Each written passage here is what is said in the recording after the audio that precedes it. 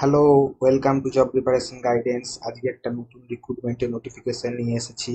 দেখো, Eklavya model residential school, এই যে Eklavya model residential school EMRS, এখানে কিন্তু স্টাফ রিক্রুটমেন্ট করা হবে, স্টাফ সিলেকশন হবে 2025 সালের জন্য। এটার যে ইনফরমেশন সেটা আজকে আমরা নিয়ে এসেছি। ডিটেলসে শুনতে থাকো পুরো ভিডিওটা স্কিপ না করে। এখানে ডেটসটা দেওয়া রয়েছে। এখানে অনলাইন ডেট, ফর্ম ফিল আপের ডেটের যেটা লাস্ট ডেট, সেটা হচ্ছে 23/10/2025। 23শে অক্টোবর কিন্তু লাস্ট ডেট। রাত্রির 11টা 50 পর্যন্ত, 59 পর্যন্ত কিন্তু নয়, 12টা পর্যন্ত কিন্তু নয়, 11টা 50-এ কিন্তু পোর্টাল বন্ধ হয়ে যাবে। অ্যাপ্লিকেশন ফিটা হচ্ছে এখানে ফিমেল, SC ST হ্যান্ডিক্যাপড এদের কিন্তু অ্যাপ্লিকেশন ফি লাগবে না, কিন্তু প্রসেসিং ফিটা সবার জন্য লাগবে, এবং সেটা কত সেটা ডিটেলসে আসছি। দেখো, প্রিন্সিপাল এই পোস্টের জন্য যেটা রয়েছে, ফিমেল, SC ST হ্যান্ডিক্যাপদের জন্য প্রসেসিং ফি 500 টাকা, অ্যাপ্লিকেশন ফি লাগছে না, মানে মোট 500 টাকা। PGT মানে পোস্ট গ্রাজুয়েট টিচার, আর যেগুলো মাধ্যমিকের টিচার TGT, সেখানেও 500 টাকা করে লাগছে। আর নন টিচিং স্টাফ সেক্ষেত্রেও লাগছে 500 টাকা। এবারে চলে আসছি আমরা অন্য ক্যান্ডিডেটদের জন্য, মানে জেনারেল মেল ক্যান্ডিডেটদের জন্য। সেখানে প্রিন্সিপাল পোস্টের জন্য 2000 টাকা ফিস, সঙ্গে প্রসেসিং ফিস 500 টাকা, মোট লাগছে 2500 টাকা। PGT এবং TGTর জন্য 1500 টাকা ফিস, সঙ্গে লাগছে 500 টাকা, এবং মোট 2000 টাকা। আর নন টিচিং স্টাফের জন্য ফিস লাগছে 1000 টাকা, আর 500 টাকা হচ্ছে প্রসেসিং ফি, মোট হচ্ছে 1500 টাকা। এবারে দেখো কি কি এখানে কোয়ালিফিকেশন লাগছে। পরীক্ষার ডেট এখনো পর্যন্ত জানানো হয়নি, পরে জানিয়ে দেওয়া হবে। ভ্যাকেন্সিটা দেখে নাও। প্রিন্সিপাল পোস্টের জন্য 225টা ভ্যাকেন্সি আছে, PGTর পোস্টের জন্য 1460টা, TGT মাধ্যমিক টিচার 3962, ফিমেল স্টাফ নার্স লাগছে 550, হোস্টেল ওয়ার্ডেন লাগছে 635, অ্যাকাউন্টেন্ট লাগছে 61টা, জুনিয়র সেক্রেটারিয়েট অ্যাসিস্ট্যান্ট আছে 228টা, ল্যাব অ্যাটেন্ডেন্ট রয়েছে 146টা, মোট 7267টা পোস্ট রয়েছে। এখানে দেখো, ট্রেন্ড গ্র্যাজুয়েট টিচার্স যারা TGT, সেই তার আগে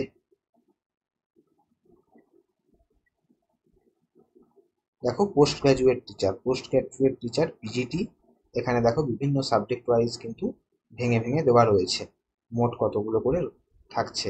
সব থেকে বেশি যেখানে রয়েছে, সব থেকে বেশি যে পোস্টটাতে রয়েছে সেটা হচ্ছে ফিজিক্সে 198টা মোট ভ্যাকেন্সি রয়েছে, আর সব থেকে কম রয়েছে হিন্দিতে 81টা। এরকম করে টোটাল পুরো ভ্যাকেন্সিটা কিন্তু দেওয়া রয়েছে। টিজিটির ক্ষেত্রেও তাই। টিজিটির ক্ষেত্রেও এখানে সব থেকে বেশি পোস্টের যে ভ্যাকেন্সি রয়েছে সেটা হচ্ছে 550টা কম্পিউটার সায়েন্সে, আর সব থেকে কম যে ভ্যাকেন্সি রয়েছে সেটা হচ্ছে 381টা ম্যাথসে রয়েছে। আর রিজিয়নাল যে ল্যাঙ্গুয়েজগুলো রয়েছে, সেখানে দেখো বেঙ্গলিতে তোমরা অ্যাপ্লাই করতেই পারো, বেঙ্গলিতে মোট 8টা ভ্যাকেন্সি রয়েছে। অন্যান্য যে ক্যাটাগরিগুলো রয়েছে, সেই ক্যাটাগরিগুলোর মধ্যে মিউজিক রয়েছে, আর্ট রয়েছে, এবং যেটা ফিজিক্যাল এডুকেশন রয়েছে, PET টিচার রয়েছে, মেল এবং ফিমেল দুটোই, এবং লাইব্রেরিয়ানও রয়েছে। নন টিচিং পোস্টের মধ্যে হোস্টেল ওয়ার্ডেন রয়েছে, মেল ফিমেল, স্টাফ নার্স রয়েছে, অ্যাকাউন্টেন্ট রয়েছে, জুনিয়র অ্যাসিস্ট্যান্ট রয়েছে, ল্যাব অ্যাটেন্ডেন্ট রয়েছে।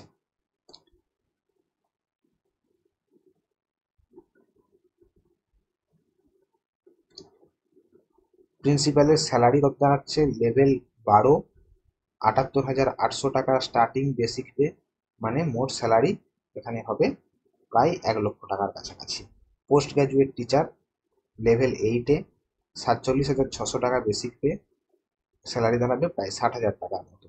TGT সেখানে লেভেল 7, সেখানে 44,900 টাকার মতো স্যালারি থাকছে বেসিক পে, এটাও প্রায় 60,000 টাকা।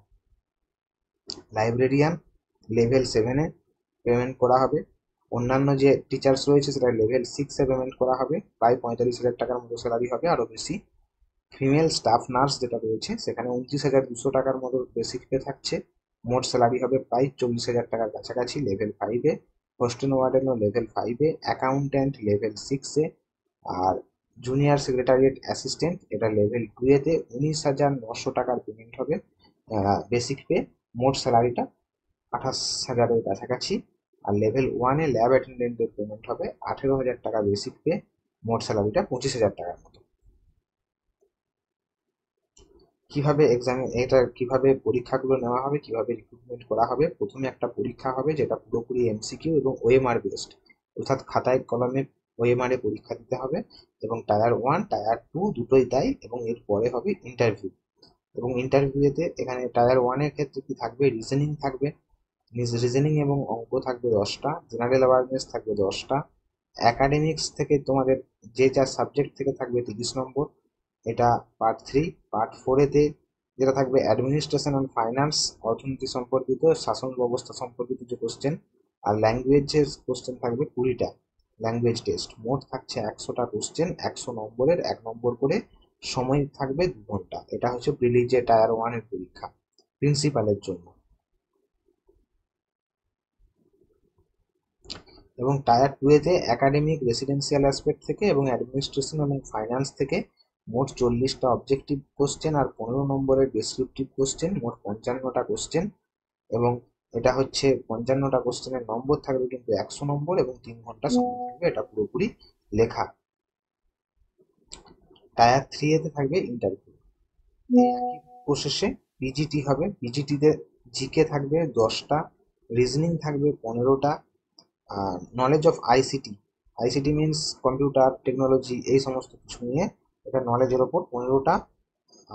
টিচিং অ্যাপটিচিউড, অর্থাৎ তোমাদেরকে পড়াতে হবে, সেই লেকচার ডেমনস্ট্রেশনের ওপর 30, এবং ডোমেন নলেজ, নিজের সাবজেক্টের ওপরে নলেজের ওপর 20 নম্বর। এনইপি 2020, নতুন যে আমাদের শিক্ষানীতি তৈরি হয়েছে, এডুকেশন পলিসি, তার উপরে 10 নম্বর।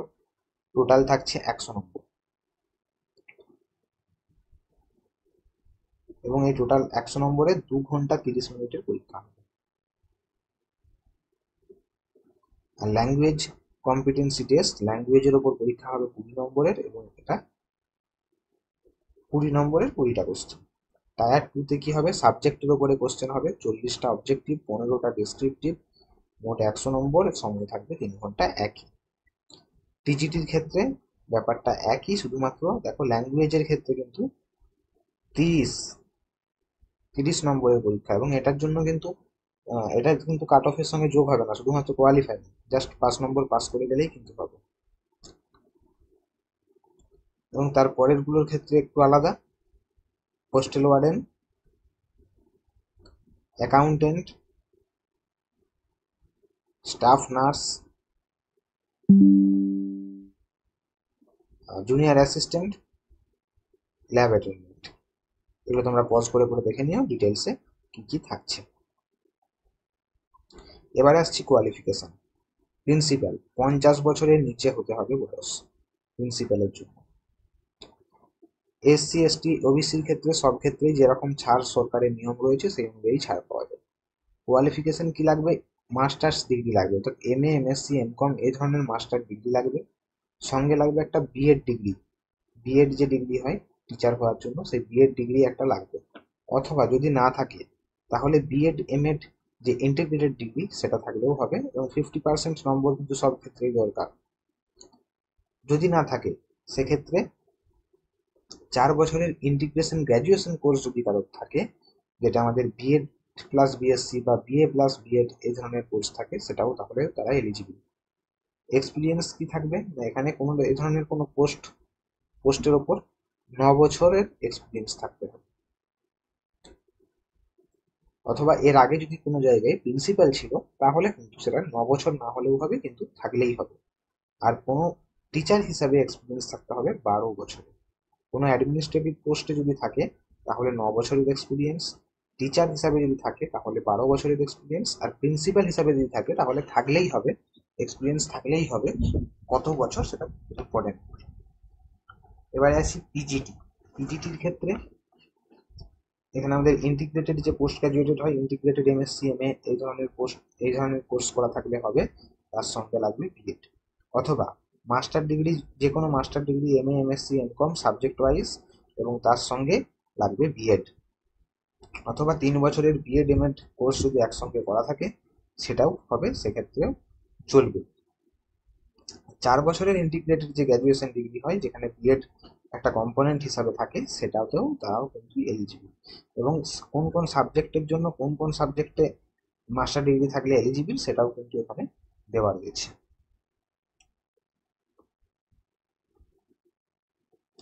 কম্পিউটার সায়েন্সের ক্ষেত্রে কিন্তু বিএড সবসময় দরকার নয়, কিন্তু পরে করে নিতে হবে, সেরকমই বলা রয়েছে। এমএসসি কম্পিউটার সায়েন্স অথবা আইটি অথবা এমসিএ, এমই, এমটেক, এই সমস্ত কিছু যদি করা থাকে তাহলে তারা এলিজিবল। টিজিটির ক্ষেত্রে কিন্তু মাস্টার ডিগ্রির কোনো ব্যাপার নেই, গ্র্যাজুয়েশন ডিগ্রি থাকলেই হবে। এবং তার সঙ্গে যেটা লাগবে, গ্র্যাজুয়েশন ডিগ্রি বা অনার্স ডিগ্রি, এবং তার সঙ্গে লাগবে বিএড। সি টেট কোয়ালিফাইড থাকতে হবে, তবেই কিন্তু তারা এলিজিবল। এবং কোন সাবজেক্টের জন্য কোন সাবজেক্টের গ্র্যাজুয়েশন থাকলে চলবে সেটা কিন্তু দিয়ে দেওয়া রয়েছে ডিটেলসে।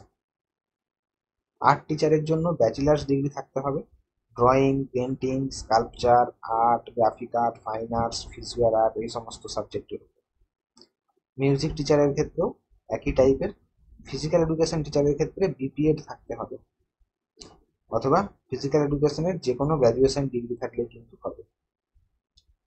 লাইব্রেরিয়ান, লাইব্রেরিয়ানের ক্ষেত্রে লাইব্রেরি সায়েন্সে যেটা ব্যাচেলার ডিগ্রি বিলিভ, সেটা কিন্তু থাকতে হবে, অথবা ইনফরমেশন সায়েন্সের ব্যাচেলার ডিগ্রিটাও কিন্তু এখানে এলিজিবল।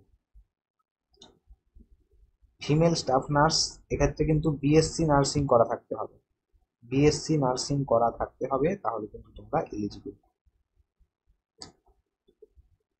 জিএনএম নার্সিংরা কিন্তু এলিজিবল নয়, এবং রেজিস্ট্রেশন থাকতে হবে। হোস্টেল ওয়ার্ডেনের ক্ষেত্রে গ্র্যাজুয়েশন ডিগ্রি থাকলেই হবে। অ্যাকাউন্টেন্টের ক্ষেত্রে কমার্সের গ্র্যাজুয়েশন ডিগ্রি লাগবে।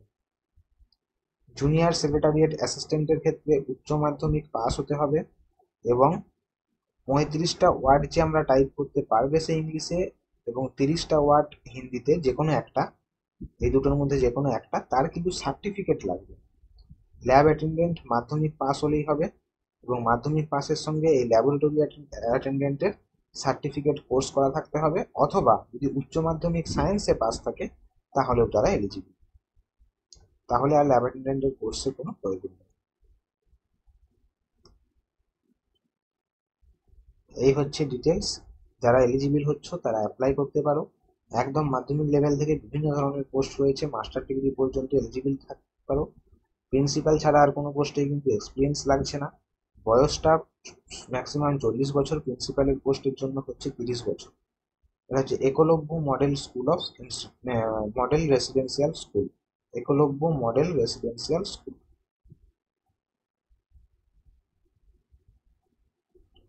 ভিডিওটা ভালো লাগলে তোমরা লাইক করো, কিছু জানার থাকলে কমেন্ট করো,